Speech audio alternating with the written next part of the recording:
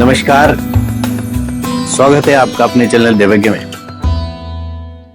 मित्रों, जैसे ही बारिश का सीजन समाप्त होता है, उसके साथ ही हिंदुओं के त्योहार शुरू हो जाते हैं और जो कि दिवाली पर्यंत अर्थात भाई दूज तक चलते हैं।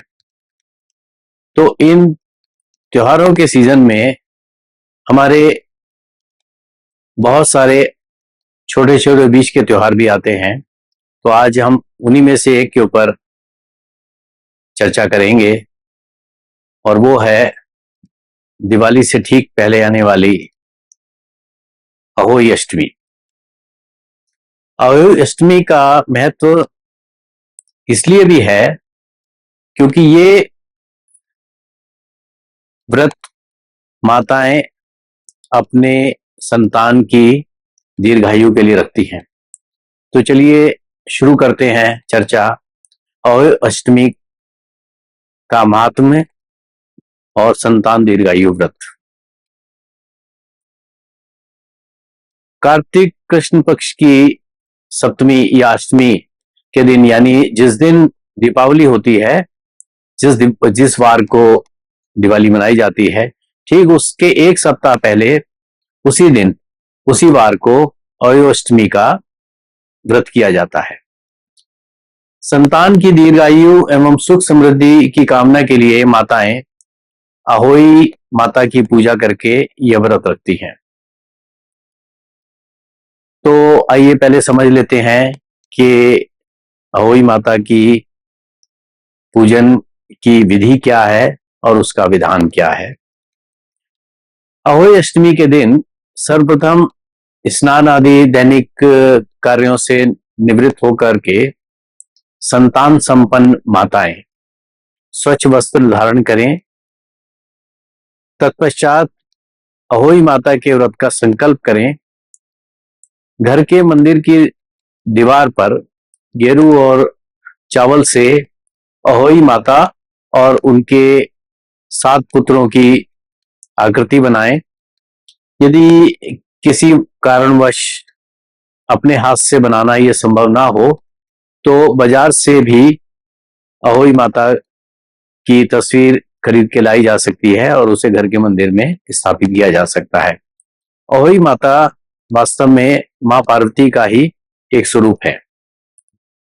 अब अहोई माता के चित्र के सामने सर्वप्रथम एक पात्र में चावल भर के रख दें। इसके साथ ही मूली, सिंघाड़ा व पानी फल रखें। एक लोटे में जल रखें। इसके ऊपर करवा चौथ पे जो हमने करवे का इस्तेमाल किया था उस करवे को रख दें। दिवाली के दिन इस करवे के जल का इस्तेमाल करना है, उसे सारे घर में छिड़कना होता है। मां के चित्र के सामने एक घी का दीपक जलाएं।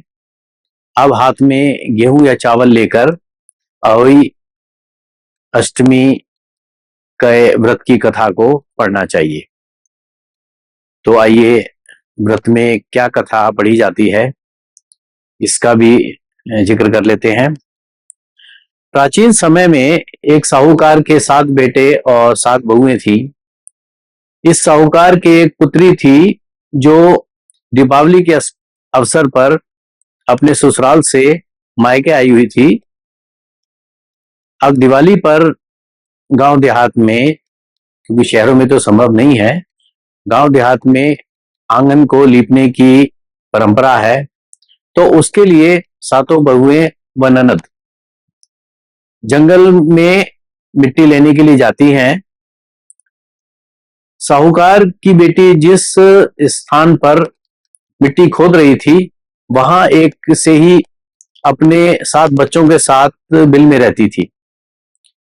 साहूकार की बेटी की खुरपी से अनजाने में उसके प्रहार से सेही का एक बच्चा मर गया।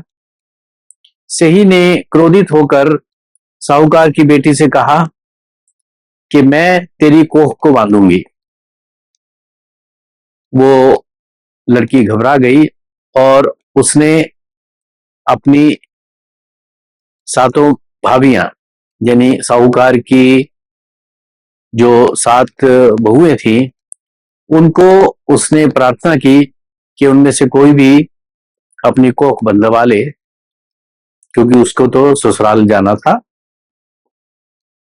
लेकिन कोई तैयार नहीं हुआ। अंत में उसकी सबसे छोटी बहू जो थी, वो अपनी ननद की इस प्रार्थना को स्वीकार कर लेती है और अपनी कोख बनवाने को तैयार हो जाती है।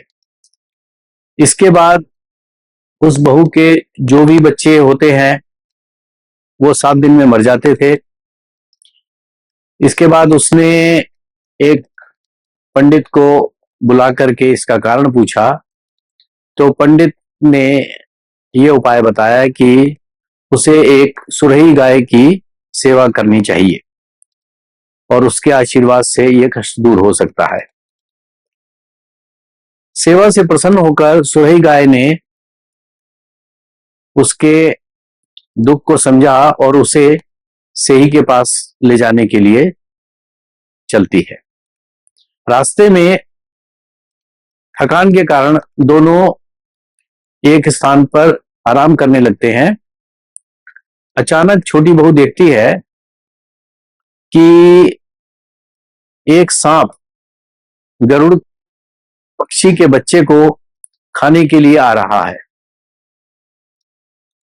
वो खतरे को भांप कर कि वो बच्चा असहाय है और ये सांप उसे खा जाएगा, वो उसकी रक्षा करने के लिए उस सांप को मार देती है। इतने में गरुड़ पक्षी वहां पर आ जाता है और आकर के जब वो सारी बात को समझता है तो वो उन दोनों को ले जाकर के सेही के पास में पहुंचा देता है।